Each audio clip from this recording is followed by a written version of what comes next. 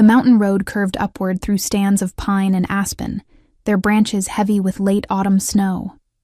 I rolled down my window despite the cold, breathing in the sharp air that smelled of wood smoke and ice. This was supposed to be my sanctuary weekend, 3 days away from the relentless pace of managing a boutique architecture firm in Denver. 3 days of silence, solitude, and sketching by the fireplace in my mountain house. I had built that house myself.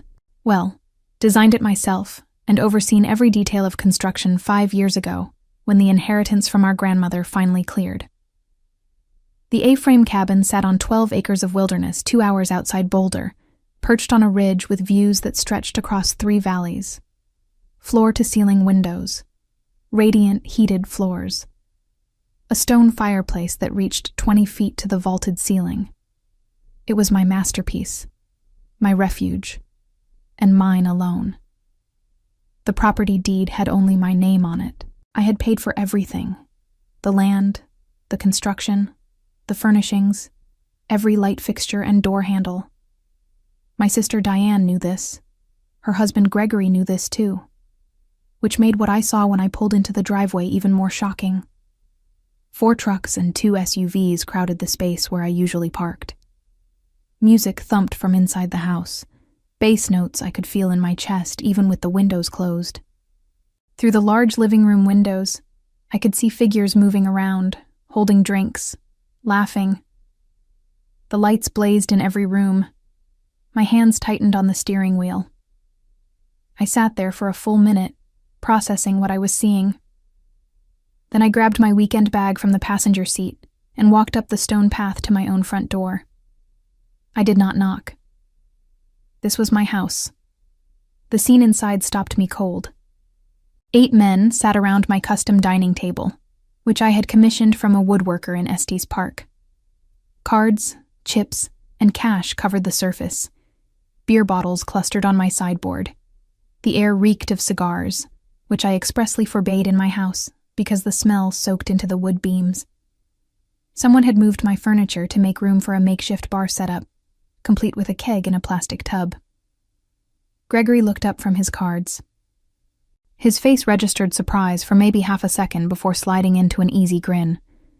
He was 41, 6 feet tall, with the kind of casual confidence that came from never being told no. His salt and pepper hair was styled carefully despite the casual poker night setting, and he wore an expensive fleece pullover that probably cost more than my monthly grocery bill. "Stacy, hey." He stood, spreading his arms in a welcoming gesture as if I were the guest here. "We thought you were working this weekend." The other men turned to look at me. I recognized 2 of them as Gregory's business partners in his consulting firm. The others were strangers, probably clients or potential investors. All of them held expensive whiskey or craft beer. All of them looked perfectly comfortable in my home. "Yeah, plans changed," I said, keeping my voice level. My heart hammered against my ribs.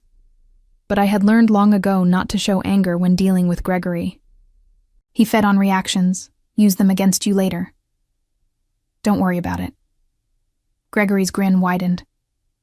"You want to join us? We've got room for 1 more. Buy-in is $500. $500 for a casual poker game, in my house, without my permission." "I'm good," I said. I turned and walked back out the door, leaving my weekend bag on the floor of the entryway. Behind me, I heard one of the men say something, and the whole group burst into laughter. The sound followed me down the path to my car, across the driveway, into the driver's seat where I sat with my hands shaking on the wheel. I drove back down the mountain in the gathering dusk. Snow began to fall, thick flakes that melted on my windshield before the wipers could clear them. My mind raced through what had just happened, picking apart every detail like an architect examining a flawed blueprint. This was not the first time Gregory had overstepped, but it was the most brazen. 2 years ago, he had borrowed my truck without asking, returning it with an empty gas tank and a dent in the rear bumper. Last Thanksgiving, he had invited his parents to the family dinner at my apartment, without checking with me first, then acted hurt when I pointed out that I had only prepared food for 5 people, not 8. 6 months ago, He had given my personal cell number to one of his clients, who then called me at 11 p.m. on a Tuesday, trying to get Gregory to answer some urgent question.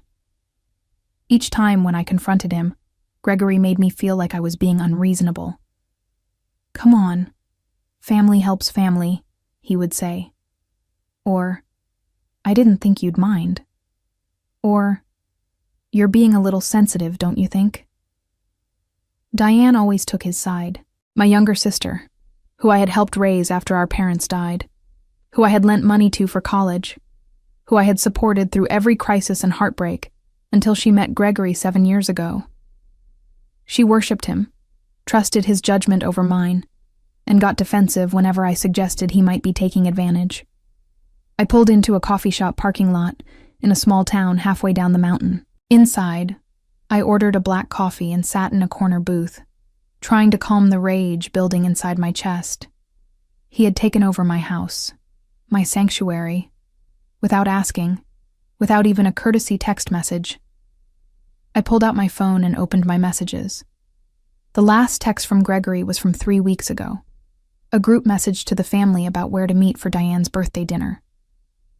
The last text from Diane was from Thursday, asking if I wanted to join them for brunch on Sunday. Neither of them had mentioned anything about using the mountain house.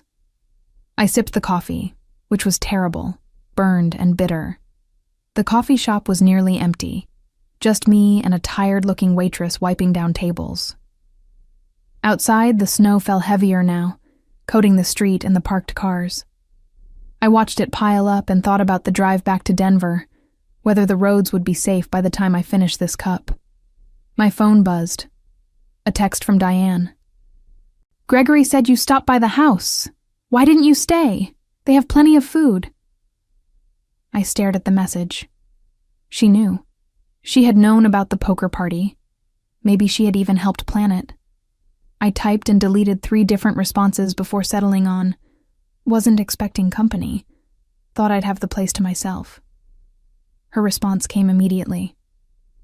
"Oh, sorry. Greg mentioned he might use it this weekend, but I thought you were working. You're always working on Fridays."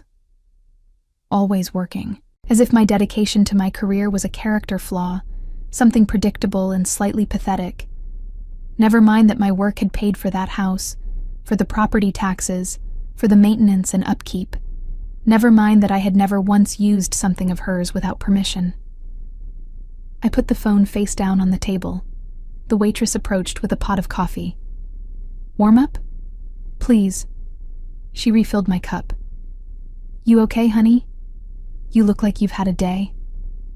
I managed a smile. Something like that. She patted my shoulder and moved away. I wrapped my hands around the warm mug and tried to think clearly. This could not stand. Not this time. Gregory had crossed a line, and if I let it go like I had let everything else go, he would just keep pushing. He would assume he had access to my house whenever he wanted. He would start treating my property like community family property, and Diane would support him, and eventually I would lose the one place that was entirely mine. But confronting him directly would not work. I had tried that approach before. Gregory was a master at making me look like the villain. He would turn it around, make it about how I was being selfish and territorial, how families should share resources, how I was holding material possessions over relationships. Diane would get upset. There would be tears and accusations, and somehow I would end up apologizing. No. This required a different approach. I pulled out my phone and opened my notes app. Then I started making a list of facts, the kind of detailed observation list I used when starting a new architectural project. Fact 1. Gregory had entered my property without permission. Fact 2. He had brought at least 7 other people with him. Fact 3. They were smoking cigars inside, drinking heavily, and playing poker for significant amounts of money. Fact 4. He had lied to Diane about checking with me first. Fact 5. This was a pattern of behavior, not an isolated incident. I added more details as they came to me. The way he had greeted me with that confident grin, not a hint of apology or embarrassment. The expensive whiskey on my sideboard, probably from my own collection. The casual disrespect of moving my furniture, of treating my carefully designed space like a generic party venue. My phone buzzed again. Another text from Diane. Greg feels bad that you felt unwelcome. He says come back. They'll deal you in. No buy-in for you since it's your place. I almost laughed. No buy-in, how generous. Permission to play poker in my own house. I typed back. Thanks, but I'm already down the mountain. Have a good night. Then I opened a new browser window and started searching. Property law in Colorado. Trespassing statutes. Rights of property owners. I had a lawyer friend from college who specialized in real estate law. A sharp woman named Patricia, who owed me a favor from when I had helped her sister find an apartment in a building I had designed. I sent her a text, asking if she was available for a quick consultation tomorrow. Her response came 10 minutes later. Sure thing. What's up? Family issue involving my mountain property. Need advice on options. I'm free at 10 a.m. Coffee at the usual place? Perfect. I finished my coffee and headed back out into the snow. The drive to Denver took 3 hours instead of the usual 2, the roads slick and treacherous. By the time I pulled into my apartment parking garage downtown, it was nearly 9 p.m. and I was exhausted, but my mind was clear. Clearer than it had been in months. Gregory thought he could use my house like it was his own. He thought I would roll over and accept it, just like I had accepted everything else. He was wrong. I unlocked my apartment and dropped my bag by the door. The space was modern and minimalist, all clean lines and neutral colors. I had designed this too, converting a warehouse loft into a living space that felt both spacious and intimate. Everything here was exactly as I wanted it. I poured myself a glass of wine and stood at the tall windows overlooking the city. Snow fell on downtown Denver, coating the streets in white, softening the hard edges of buildings and cars. Lights glowed in apartment windows. Somewhere out there, people were living their lives, dealing with their own problems and betrayals. Tomorrow I would talk to Patricia. I would get advice, explore my options. Then I would make a plan. Saturday morning arrived cold and bright. I met Patricia at a coffee shop in Cherry Creek, a neighborhood halfway between my apartment and her office. She was already there when I arrived, sitting at a corner table with a large latte and her laptop open. Patricia was 43, tall and angular, with short gray hair she wore in a pixie cut and sharp blue eyes that missed nothing. We had met at University of Colorado 15 years ago, both of us struggling through an interdisciplinary seminar on urban planning and property rights. We had bonded over terrible cafeteria food and late-night study sessions, and had stayed friends even as our careers took us in different directions. You look mad, she said as I sat down, observant as always. Tell me what happened. I laid out the whole story. The surprise poker party, Gregory's casual assumption that he could use my house, Diane's complicity in the whole thing. Patricia listened without interrupting, making occasional notes on her laptop. When I finished, she leaned back and studied me. What do you want the outcome to be? I want him to understand that what he did was not okay. I want consequences. I want him to never, ever assume he has access to my property again. And your sister? I hesitated. I want her to see who she married. I want her to stop defending him when he does things like this. Patricia nodded slowly. Okay. Here's what you need to know.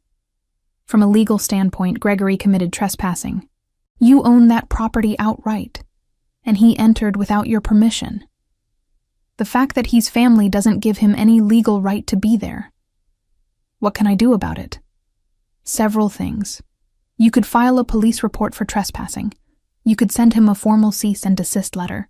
You could pursue a restraining order if you wanted to go nuclear, though that might be hard to justify based on one incident.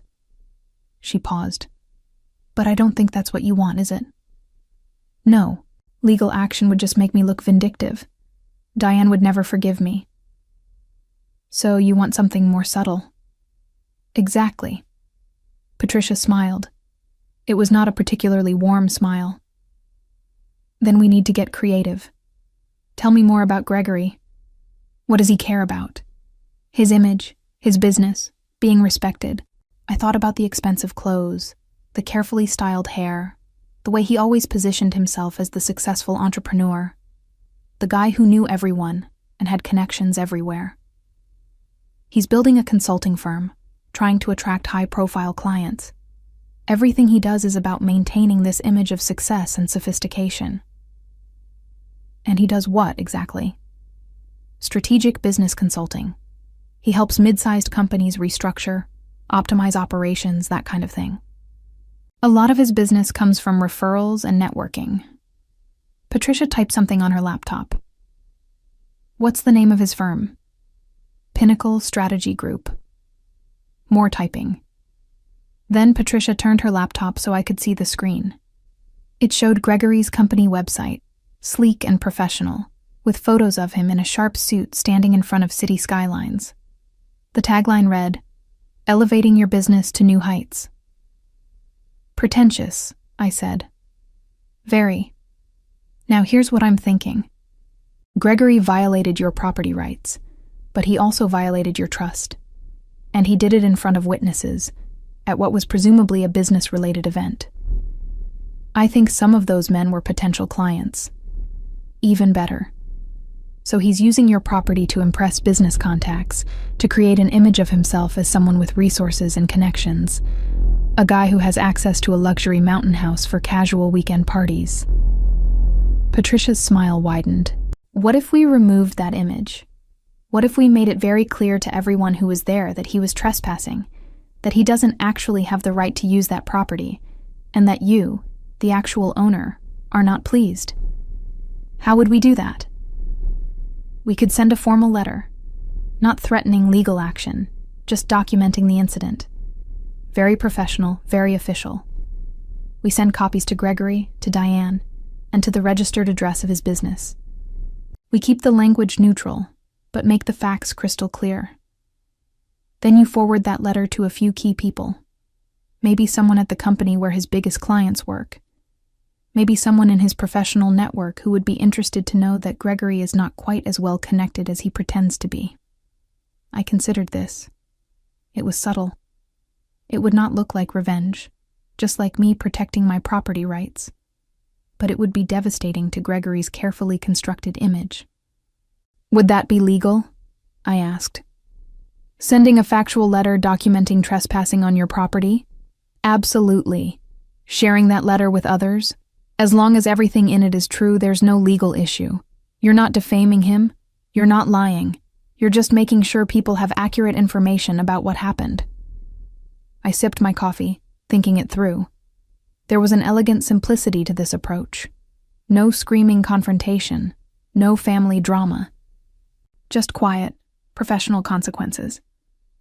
Gregory had used my house to boost his image, so I would use the truth to correct that image. I like it, I said. But I want to go bigger. Patricia raised an eyebrow. How much bigger? He's hosting a poker party at my house right now, this very moment. What if I took my house back? Tonight, in front of his guests? You mean show up and kick everyone out? No, I mean show up and make it very clear whose house it is. Be polite, be gracious, but establish my authority. Document everything. Maybe bring a friend or two as witnesses. Let Gregory scramble to explain why he's throwing a party in someone else's house without permission. Patricia grinned. I love it. It's direct, it's asserting your rights, and it puts him in an impossible position. He can't get angry without looking like an entitled jerk. He can't double down without making things worse. And his guests will see exactly who really owns that property. Can you come with me? Absolutely. This I have to see. When do we leave? I checked my watch. It was 11:30 a.m. Give me an hour to make some preparations. Then we drive up together. I'll bring my camera, document everything for the record. We shook hands across the table. My heart raced with anticipation and a sharp, fierce satisfaction. Gregory wanted to play games with my property? Fine. I would show him exactly what happened when you underestimated me. I spent the next hour back at my apartment, making phone calls and sending emails. I called my friend Jordan, who worked as a photographer for an architectural magazine. I explained the situation in general terms and asked if he wanted to join us for the afternoon, maybe get some shots of the house for his portfolio. He agreed immediately. Then I called the security company that monitored my mountain property. I told them I would be visiting this evening and wanted to make sure the system was armed and functioning. The technician confirmed everything was operational and gave me the current access codes. Finally, I packed a bag with a few essentials: my property deed, insurance documents, a printed copy of the alarm codes, and my laptop. I dressed carefully in dark jeans, boots, and a cashmere sweater. Professional but casual. Comfortable in my own space. Patricia picked me up at 1 p.m. in her Range Rover. Jordan was already in the back seat, his camera bag at his feet. He was 29, lean and energetic, with dark curly hair and an easy smile. I had worked with him on several projects over the years, and he had photographed my mountain house when it first appeared in Colorado Design magazine. "Thanks for coming on short notice," I said, as I climbed into the passenger seat. "Are you kidding? This sounds wild.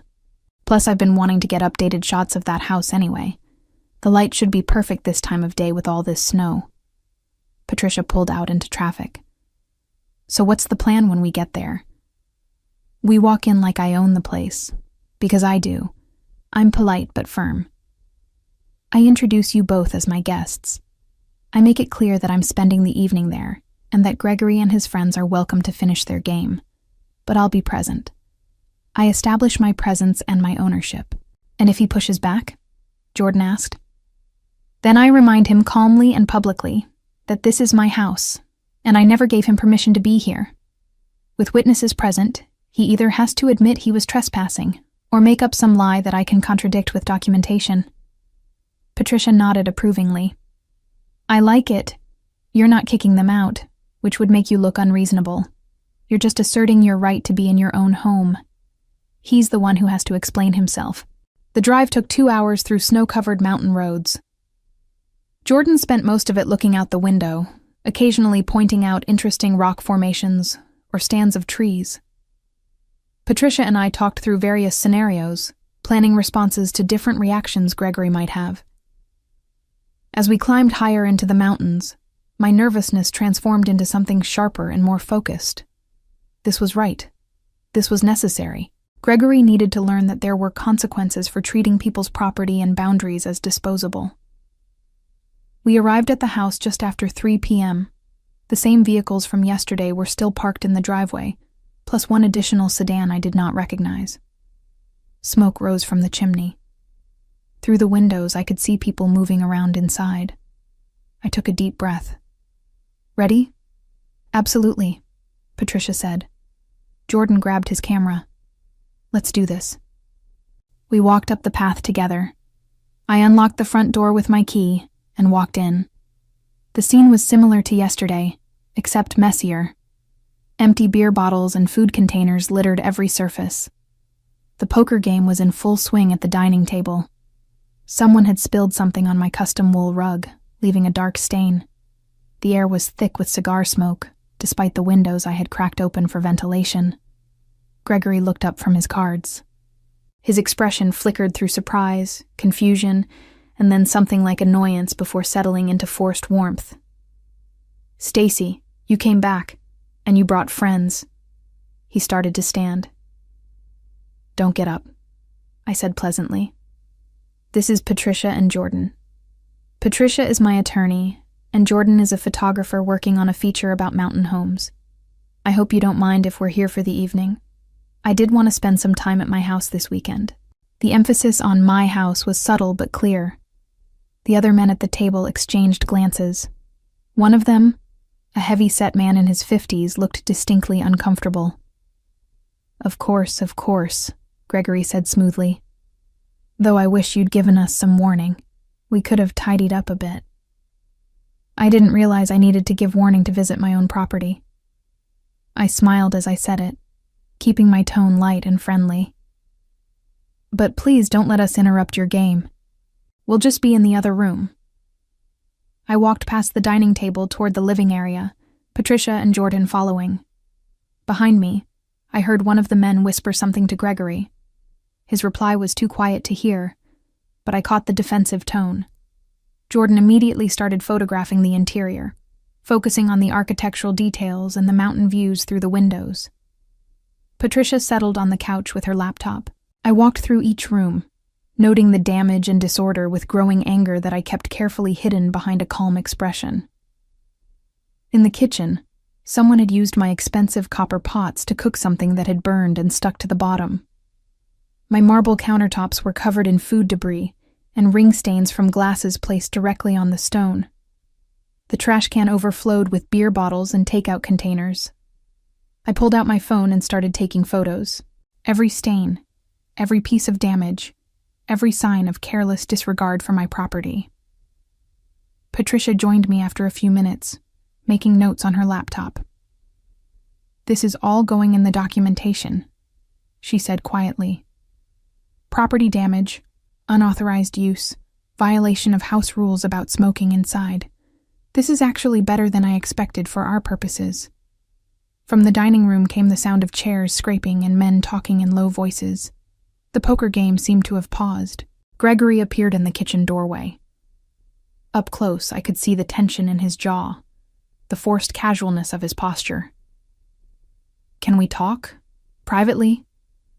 "Of course." I gestured to the back deck. "Outside?" We stepped out onto the deck, which wrapped around two sides of the house.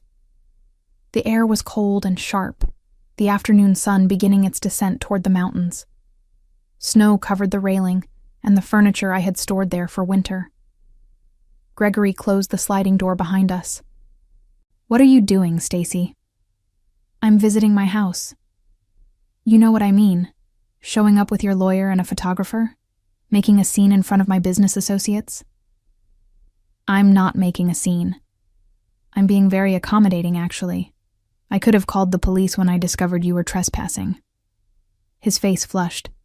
"Trespassing? It's a family property." "No, it's my property. My name is on the deed. I paid for everything. And you never asked my permission to be here. Diane said it would be fine." "Diane doesn't own this house. She has no authority to give you permission to use it." I kept my voice level, matter of fact. "Gregory, you walked into my house without asking, brought 9 people with them, smoked cigars when you know I don't allow it, damaged my property, and treated my home like a rented party venue. How did you think I would react?" "I thought you were working. I thought you wouldn't know." The honesty of that statement was almost shocking. He had not just assumed I would not care. He had actively planned to do this without my knowledge. "So you were hoping to use my house and not tell me about it?" He ran a hand through his hair, a gesture of frustration. "Look, I'm trying to land a big contract with Westfield Industries. 3 of those guys in there are executives from their company. I wanted to impress them, show them I have connections and resources. The mountain house seemed perfect. So you used my resources to impress your clients. I was going to tell you afterwards. I was going to thank you. But you weren't going to ask permission first."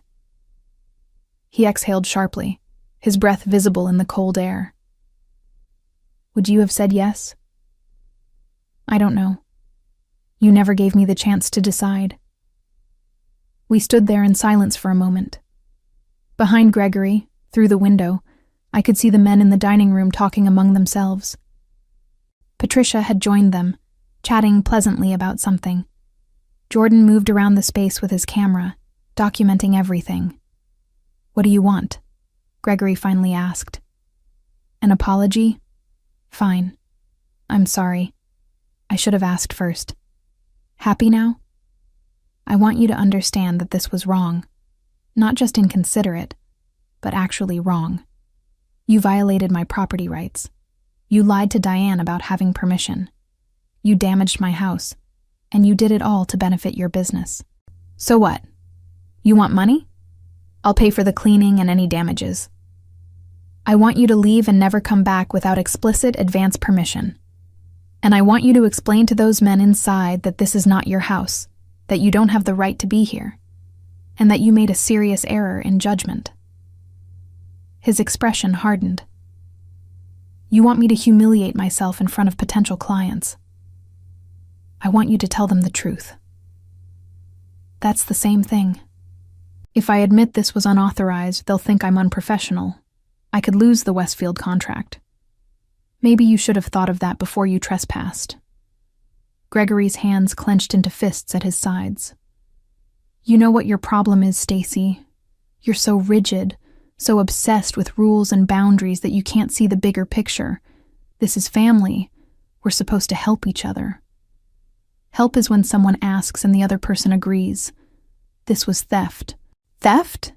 Jesus, you're being dramatic. You took something that belonged to me without permission. What would you call it?" He shook his head, anger radiating from him now without any attempt to hide it. "I call it you being a selfish, uptight control freak who cares more about property than people. Diane always said you were like this, but I defended you. I said you were just careful, just protective. But she was right. You're impossible." The words stung, but I had expected them. This was Gregory's pattern. When confronted with his own bad behavior, he attacked the person calling him out. He made them the problem. "I'm going back inside," I said. "You have a choice. You can finish your poker game with Patricia, Jordan, and me, present as witnesses to your unauthorized use of my property. Or you can tell your friends the truth about whose house this is and wrap things up. Either way, I'm spending the night here, and you're never using this place again without written permission that I'm extremely unlikely to give." I walked back inside before he could respond. Patricia caught my eye and raised her eyebrows in a question. I nodded slightly. Everything was going according to plan. Jordan had positioned himself near the dining table, photographing the poker setup. The men looked uncomfortable now, their earlier casual confidence replaced with awkward awareness that something was wrong. I approached the table with a warm smile. "I'm sorry we interrupted your game. I'm Stacy, by the way. I own this house." The heavy-set man stood and extended his hand. "Douglas. We had no idea this wasn't Gregory's place. He said his family had a mountain house and offered to host us for the weekend." "His family?" I said carefully, shaking Douglas's hand.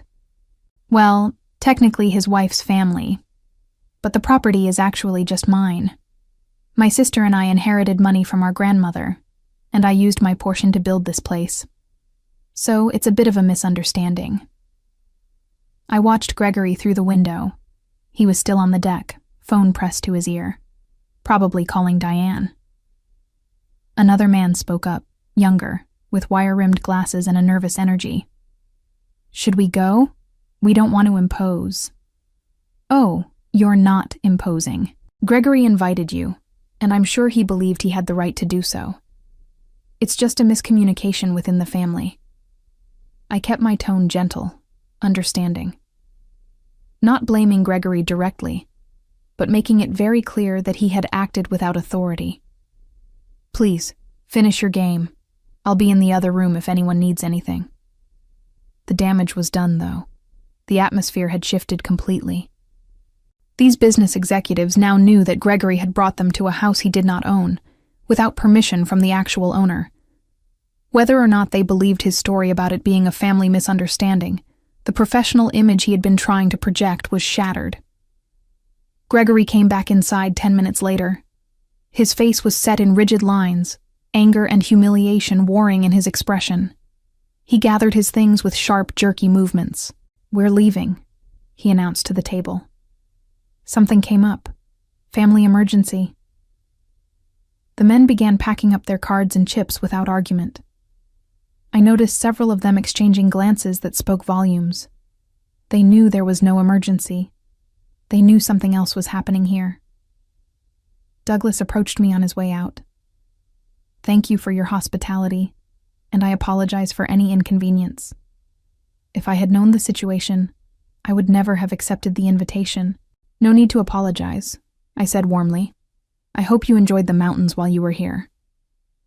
He nodded and followed the others out to their vehicles. Within 20 minutes, everyone was gone except Patricia, Jordan, and me.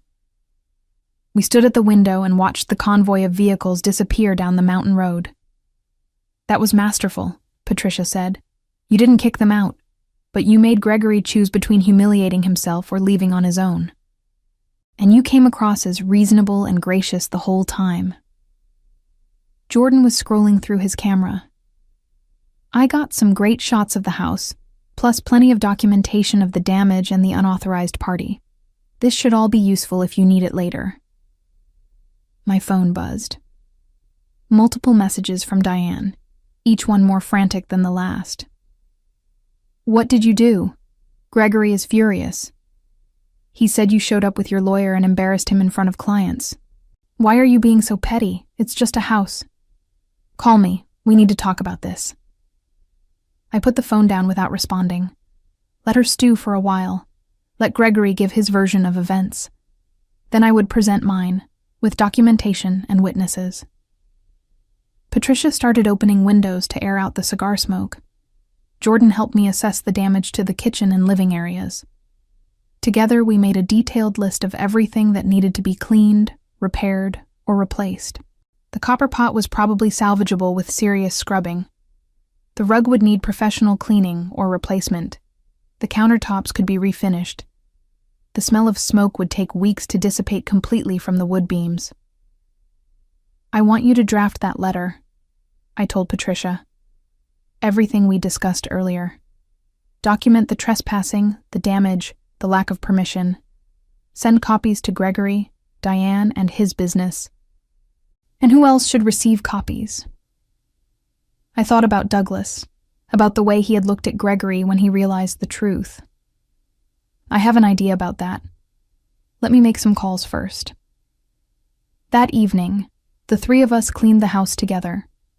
It was therapeutic in a way, scrubbing away the evidence of Gregory's violation, restoring order to my space. Patricia proved surprisingly good at tackling burned cookware. Jordan documented the before and after of each area we cleaned. Around 8 p.m., we took a break and ordered pizza from a place in town that delivered up the mountain. We ate sitting on the floor in front of the fireplace, watching snow fall outside the massive windows. Can I ask you something? Jordan said. Why does this matter so much? I mean, I get that he was wrong to use your house without asking. But you seem really invested in making sure he faces consequences. Why? I considered the question. Patricia watched me, curious to hear my answer. Because this is part of a pattern, I said finally. Gregory has been taking advantage for years. Small things mostly. Borrowing stuff without asking. Volunteering my resources without checking with me. Treating my boundaries like suggestions. And every time I try to address it, he makes me feel like I'm the problem. Like I'm being petty or selfish or too rigid. I paused, gathering my thoughts. But this time was different. This wasn't borrowing my truck or giving out my phone number. This was taking over my house, my sanctuary, the one place that's entirely mine. And he did it without even asking because he knew I might say no. That's not just inconsiderate. That's contempt. He doesn't respect me or my property rights, and I'm done letting that slide. Jordan nodded slowly. So this is about establishing boundaries. This is about enforcing boundaries that I should have enforced years ago. I took a bite of pizza, thinking about all the times I had let things go to keep the peace. I've spent my whole adult life being the responsible one, taking care of Diane after our parents died, building my career, staying calm and professional while Gregory pushed and pushed and pushed. And where did it get me? He thinks he can use my house like a hotel, and my sister thinks I'm wrong for being upset about it. Patricia leaned back against the couch. So what's the end game here? You want Gregory to apologize? You want Diane to see who she married? I want them both to understand that I'm not someone they can take advantage of anymore. I want consequences that actually matter. And I want Gregory's professional reputation to reflect the truth about who he is.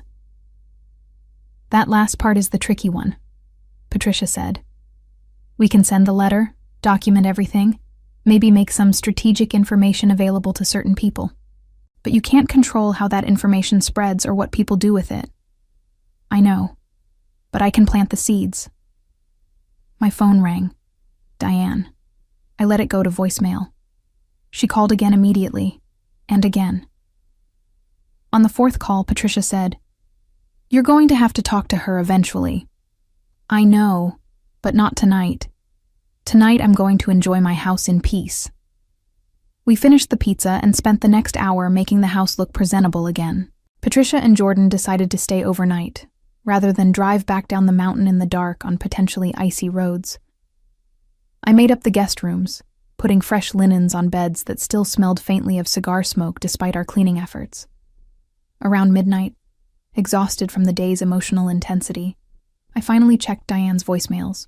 The first 3 were variations on the same theme: confusion about why I was being so difficult, demands that I call her back, insistence that Gregory had done nothing wrong. The fourth was different. Stacy. I talked to Gregory about what really happened. He admitted he didn't ask your permission. He said he thought it would be fine, but I know that's not how things work. I'm sorry. I should have checked with you first instead of assuming. Can we please talk? I don't want this to come between us. Her voice cracked on that last sentence. Despite my anger, I felt a pang of sympathy. Diane was caught between her husband and her sister, probably genuinely confused about why this was such a big deal. But sympathy was not enough to make me back down. This was too important. I texted her back. We can talk tomorrow. Right now, I'm at the house cleaning up the mess Gregory left. Get some sleep. Her response came within seconds. What mess? What are you talking about? I sent her 3 photos. The stained rug, the burned pot, the overflowing trash. Then I added, cigar smoke in all the wood beams despite my no-smoking rule. Food burned onto my countertops. My furniture moved around and not put back. This is what happens when someone treats property like it's disposable. She didn't respond after that. I lay in bed that night, staring at the ceiling beams and listening to the house settle around me. The silence was profound after the chaos of the past 2 days. This was my space, my sanctuary, exactly as I had designed it, and I had taken it back. But I was not done yet. Sunday morning, Patricia and I drafted the letter while Jordan made breakfast. The language was formal, but not aggressive, laying out facts without editorial commentary. Patricia was good at this, finding the balance between documenting wrongdoing and avoiding anything that could be construed as defamation. The letter outlined the dates and times of Gregory's unauthorized entry. It listed the damage to property. It noted the violation of clearly stated house rules about smoking. It referenced Colorado property law regarding trespassing. And it concluded with a formal notice that Gregory and anyone acting on his behalf were prohibited from entering the property without explicit written permission from me. This is good, I said, reading through the final draft. Professional, factual, devastating. The key is the distribution, Patricia said. We send official copies to Gregory and Diane. We file a copy with the county records office, which makes it public record. And then we can make sure certain other people happen to become aware of it. Like who? Patricia smiled. Like whoever handles vendor and partner compliance at Westfield Industries. Like the networking groups Gregory belongs to. Like the business registry where his firm is listed. We're not sending it directly to those people, which could look vindictive. But if the information happens to be easily accessible through public channels, well, that's just transparent record keeping. I understood what she was suggesting. Make the letter public record, then make sure the right people knew where to find it. Let them draw their own conclusions about whether Gregory was someone they wanted to do business with. Do it, I said. Jordan left mid-morning to drive back to Denver. Patricia stayed to help me finish cleaning and to finalize the letter. By the time she left around 3 p.m., the house was restored to its normal, pristine condition, and the formal documentation of Gregory's trespassing was ready to be filed. I spent the rest of Sunday alone in the house, exactly as I had planned to spend the whole weekend. I sketched by the fireplace. I read a book I had been meaning to get to for months. I cooked myself a simple dinner and ate it watching the sunset paint the snow-covered mountains in shades of pink and gold. My phone buzzed occasionally with messages from Diane, but I didn't respond. She needed time to process what had happened, to see the situation clearly without Gregory's spin influencing her perspective, and I needed time to prepare for what came next. Monday morning, I drove back to Denver with renewed purpose. The mountain air had cleared my head, and the weekend's confrontation had clarified exactly what needed to happen next. Patricia filed the formal letter with the county records office by noon, making it part of the public record. Copies were sent via certified mail to Gregory's home address and his business address. I spent Monday afternoon at my architecture firm, catching up on projects I had neglected while dealing with the Gregory situation. My business partner, a brilliant structural engineer named Helen, noticed my improved mood immediately. "You look different," she said, stopping by my desk with coffee. "More focused." "I had a productive weekend." "The mountain house?" "Something like that." Helen had heard bits and pieces about my family situation over the years. She knew about Diane, about Gregory's tendency to overstep. She had been the one who suggested I put only my name on the property deed when I first bought the land. "Whatever you did, it agrees with you," she said. That evening, Diane finally called instead of texting. I answered this time. "We need to talk in person," she said without preamble. "Can you meet me for dinner?" "When?" "Tonight. Now. Please, Stacy. I need to understand what's happening." We met at a quiet restaurant in Capitol Hill, halfway between her house and my apartment. Diane was already there when I arrived, sitting in a corner booth with a glass of wine she had barely touched. She looked tired, her usual careful makeup absent, her hair pulled back in a messy ponytail. I slid into the seat across from her. "Thanks for meeting me." "Gregory is furious," she said immediately. "He says you're trying to ruin his business. He got some kind of formal letter today about trespassing, and he's threatening to sue you for defamation." "He can't sue me for stating facts. He did trespass. He did damage my property. Everything in that letter is documented and true. But why did you have to make it so official? Why involve lawyers and public records? We could have worked this out as a family." I leaned forward. "Diane, do you understand what he did? He took over my house without permission. He brought clients there to impress them, using my property to boost his business image. He smoked cigars inside when he knew I forbid it. He damaged my things and didn't bother to clean up. And when I confronted him, he tried to make me feel like I was the problem for being upset. He made a mistake. He should have asked first, but you're making it into this huge thing, and I don't understand why. Because it is a huge thing. It's not an isolated mistake. It's part of a pattern of Gregory treating me like my boundaries don't matter, like my property is his to use however he wants." Diane's eyes filled with tears. "You're my sister. He's my husband. I can't choose between you." "I'm not asking you to choose. I'm asking you to acknowledge that what he did was wrong and that there need to be consequences. But these consequences could destroy his business. Those executives from Westfield Industries, they're not returning his calls now. He thinks you said something to them." I didn't have to say anything. They saw the situation for themselves. They realized he had brought them to a house he didn't own, without the owner's permission. That's all on Gregory. The server appeared and took our order. We sat in uncomfortable silence until she left. Diane wiped her eyes. "He says you've always been jealous of him, that you never accepted our relationship because you couldn't stand to see me happy." The accusation was so absurd I almost laughed. "Diane, I helped pay for your wedding. I've never been anything but supportive of your relationship. even when Gregory did things that bothered me. But support doesn't mean letting him walk all over me. So, what do you want? An apology? I want him to understand that actions have consequences. I want him to stop treating me like I'm unreasonable for having boundaries. And honestly, I want you to see him clearly, not through the filter of being in love with him.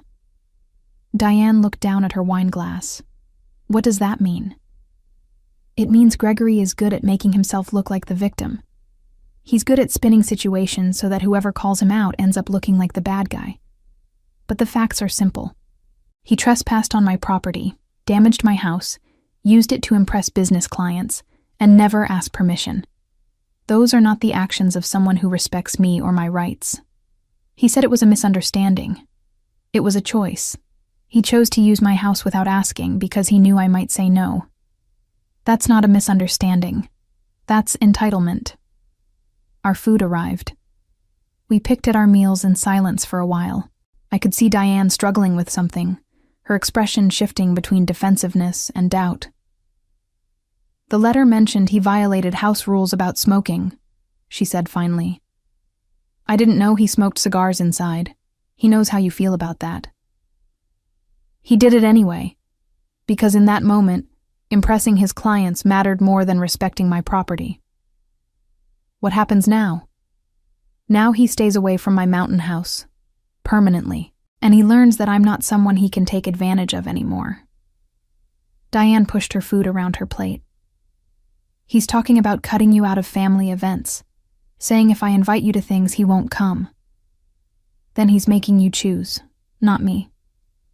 Stacy, please, can't we find some middle ground here? I thought about compromising, about letting this slide like I had let everything else slide. But I thought about my house, my sanctuary, filled with Gregory's friends and cigar smoke and casual disrespect. I thought about the years of small violations, each one rationalized away. No, I said, not this time. The next few weeks unfolded with a momentum I had not anticipated.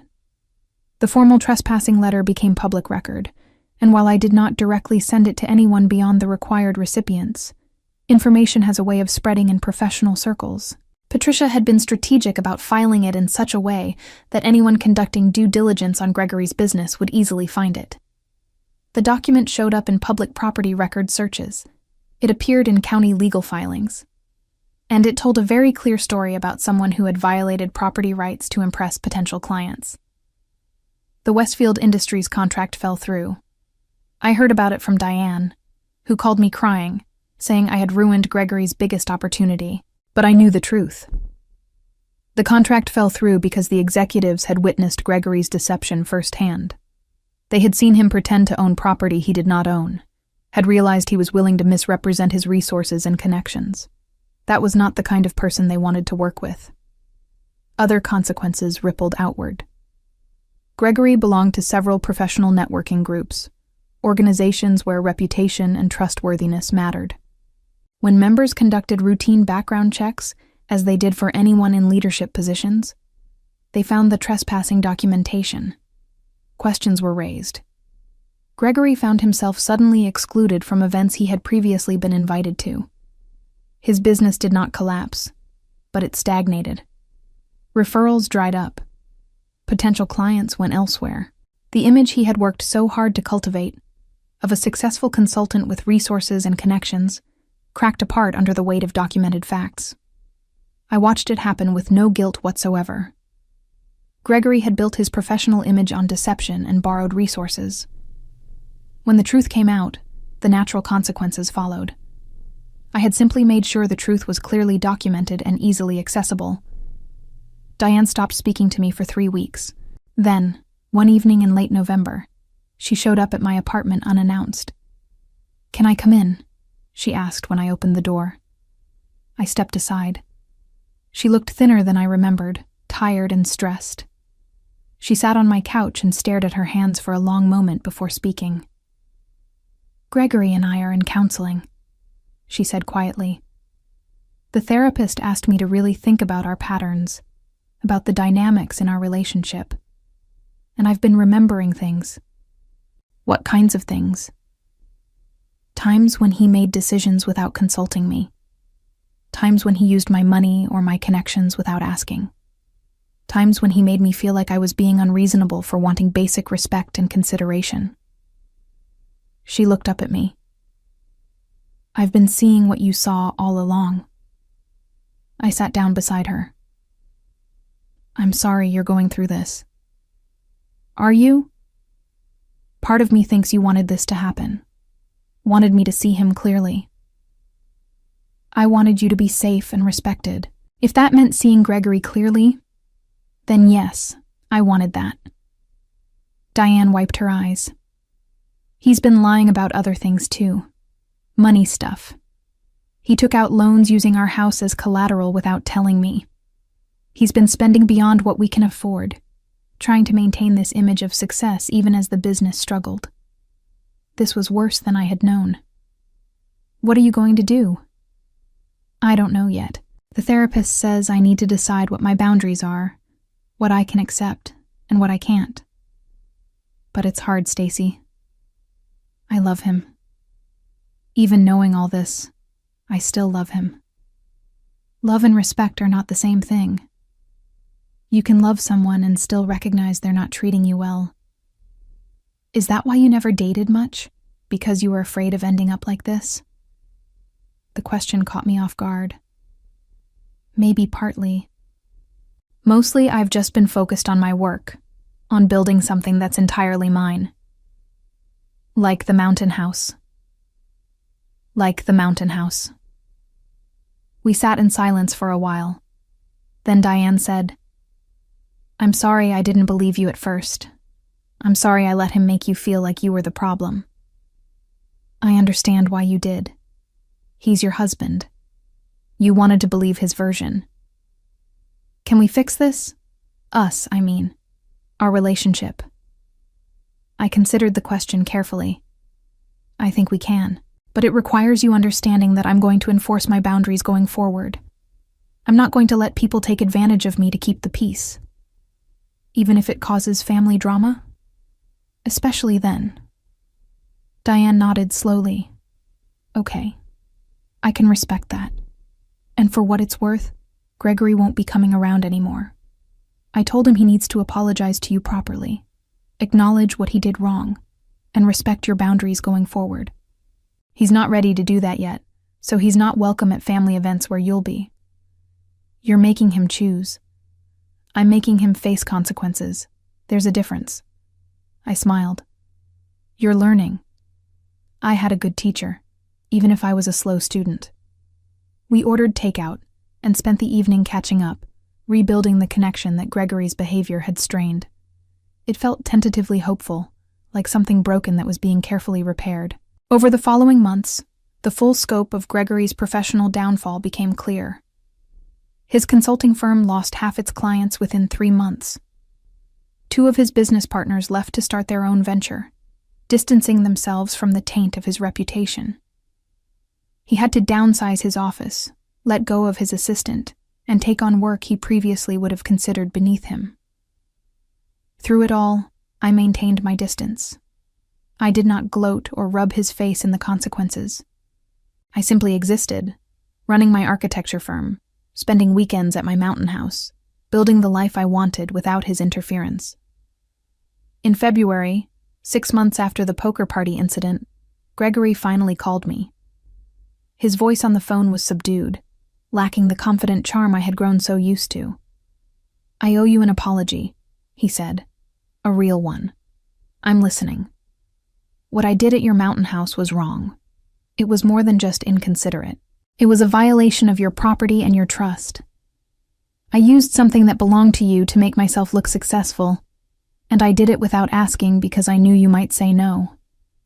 That was selfish and entitled, and I'm sorry. The apology was better than I had expected.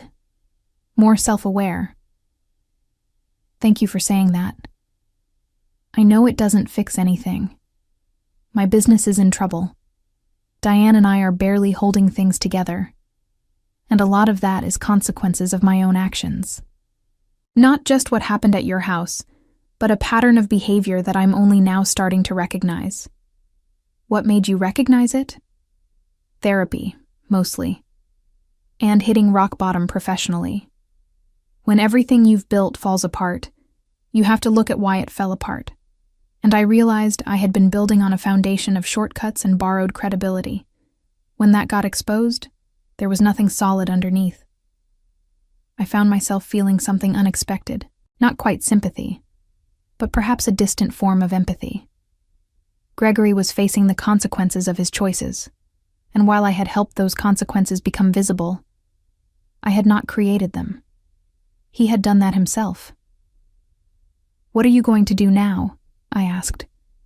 "Rebuild, but differently. Smaller scale, more honest. Diane and I are working through things, trying to figure out if we can make the marriage work with healthier patterns. And I'm staying far away from your mountain house. That's probably wise." There was a pause. Then he said, "For what it's worth, I understand why you did what you did. The letter, the documentation, making sure people knew the truth. You were protecting yourself and your property. I just wish I had understood boundaries better before it came to that. Maybe this was the only way you could learn. Maybe so." We ended the call shortly after. I did not know if Gregory would actually change, if the lessons of the past months would stick, or if he would eventually slip back into old patterns. That was not my responsibility to manage. What mattered was that I had stood up for myself. I had enforced my boundaries clearly and firmly, and when someone tried to make me the villain for doing so, I had let the facts speak for themselves. Spring came to Colorado with sudden warmth and rushing snowmelt. I spent more weekends at the mountain house, which had truly become the sanctuary I had always intended it to be. No unexpected guests, no violations of my space, just solitude and peace whenever I needed it. Helen and I landed several major projects for the firm, including designing a new community center in Boulder and renovating a historic building in downtown Denver. My professional life flourished in a way it had not when I was constantly managing family drama and Gregory's intrusions. Diane and I rebuilt our relationship slowly. We met for dinner every few weeks, talked on the phone regularly, and found ways to connect that did not involve Gregory. He stayed distant, and I was content with that arrangement. Perhaps eventually we would find some kind of functional family dynamic, but I was in no rush. In late April, Patricia invited me to a gallery opening where one of Jordan's photography series was being featured. The series was called Sanctuaries, and it included several shots of my mountain house taken during that eventful weekend. The images were stunning, capturing both the architectural beauty of the space and something more intangible about the concept of personal sanctuary. Standing in the gallery, looking at my house rendered in dramatic black and white photographs, I felt a deep sense of satisfaction. I had fought for this space, for my right to control it and protect it, and I had won. A woman approached me, studying the photos. "These are remarkable. Do you know whose house this is?" "Mine," I said simply. "Really? It's beautiful. You must love spending time there." "I do. It's exactly what I need it to be." She moved on to examine other photographs. I stayed, looking at the image of my living room with its soaring ceiling and massive windows. The photo had been taken in the late afternoon, with golden light streaming through the glass and illuminating the space I had designed. This was what I had fought for. Not just a house, but the principle that my boundaries mattered, that my property was mine to control, and that I did not have to accept violations to keep the peace. Gregory had learned the consequences of his actions the hard way. His business struggled for months before he finally closed Pinnacle Strategy Group entirely and took a conventional job with a mid-sized consulting firm where someone else called the shots. His professional reputation never fully recovered from the documentation of his trespassing and the way potential clients had witnessed his deception firsthand. The networking groups quietly dropped his membership. The invitations to exclusive business events stopped coming. He had wanted to appear successful and well-connected, but instead he became known as someone who could not be trusted with basic professional ethics. Diane eventually filed for divorce 18 months after the Mountain House incident, citing irreconcilable differences and Gregory's continued pattern of deception about finances and boundaries. She moved into a small apartment downtown and started rebuilding her own independence. We grew closer during that time, and she thanked me more than once for forcing her to see the truth she had been avoiding. As for me, I continued designing buildings, spending weekends in my mountain sanctuary, and living life according to my own terms. The revenge I had taken was not loud or dramatic, but it was complete and permanent.